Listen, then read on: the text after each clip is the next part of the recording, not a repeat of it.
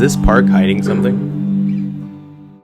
It could be Portland's first teleportation pad, or a top secret landing zone for friendly aliens. Or maybe it's just the flattest place in Northeast to perfect your frisbee game. The truth? Something even cooler. This park has been completely transformed by the community, and it's hiding its original purpose in plain sight. Sabin HydroPark wasn't always a public green space. In fact, originally it wasn't even a park at all. Those two tall, mint green towers at the center of the park? They're not sculptures or leftover silos. They're actually functioning water pump towers. The oldest one we see today being built all the way back in the fall and winter of 1920 for $100,000 at the time by Chicago Bridge and Iron Company, holding 1 million gallons of water. Back then, Portland was expanding rapidly, and engineers needed a way to deliver Bull Run water uphill into the neighborhoods along the Alameda Ridge. So they constructed the Vernon Standpipe, a pump station here at Northeast 19th and Skidmore originally in 1906, actually just moving the standpipe from its first location to raise the elevation and help with water pressure in the area.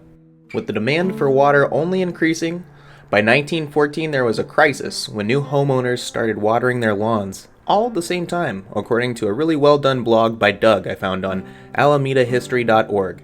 Feel free to check out the link in the description. According to the blog, there was even a rationing program put into place instructing even-numbered houses to water on even-numbered days of the month and odd-number houses on the odd numbers of the month. Tickets were issued to any violating residents, and they were happily reminded that there wouldn't be a cut to the water rates regardless of the rationing program. This rise in demand showed no sign of slowing, and is what prompted the increase of the 350,000-gallon burn-in standpipe to the 1 million gallon storage tank we see today. This tank helped supply the surrounding neighborhoods with water until it just couldn't keep up with the growing demand and grew obsolete in the 70s and 80s. In 1959, there was another shortage that prompted an addition: the second tank. Costing a little under $500,000 in 1961, Chicago Bridge and Tank were chosen to build the nation's largest storage tank of its size, holding 5.5 million gallons. And after nearly 2 years from signing Chicago Bridge and Tank for the job, the valve was opened, filling the tank on October 5th, 1962. According to the Alameda Historical Society, these towers were designed to help pressurize water and push it uphill. Over the years, they sure have held up strong. Beneath your feet lies an underground concrete vault and pump room, still operating today to support Northeast Portland's water flow. The towers, now painted mint green for corrosion protection, are part of a citywide network of mint green giants still working behind the scenes.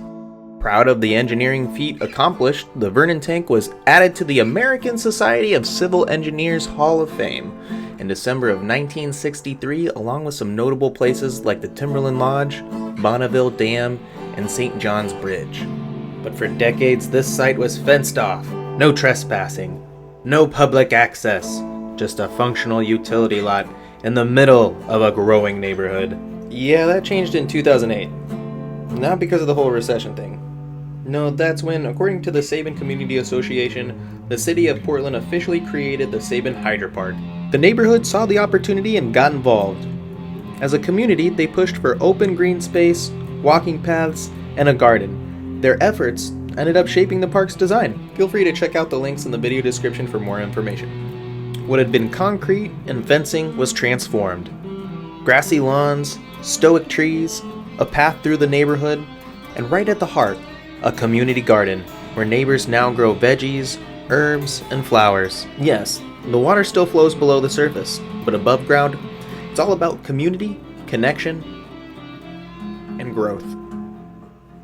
Today, Sabin HydroPark is a neighborhood gem. It's where people walk their dogs, teach their kids to ride bikes, or share tomatoes with a neighbor. The garden is part of Portland's Community Gardens program, giving residents a chance to grow their own food just steps away from their homes.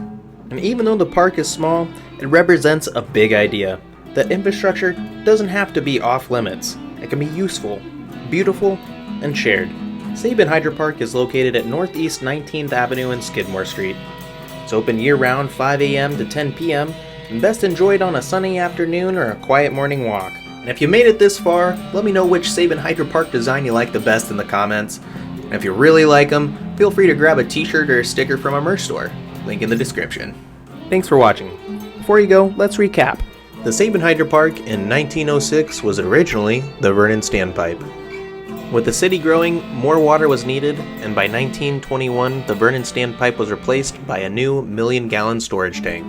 This is the smaller of the two green giants we see standing today, and the 5.5 million gallon tank was added officially in 1962.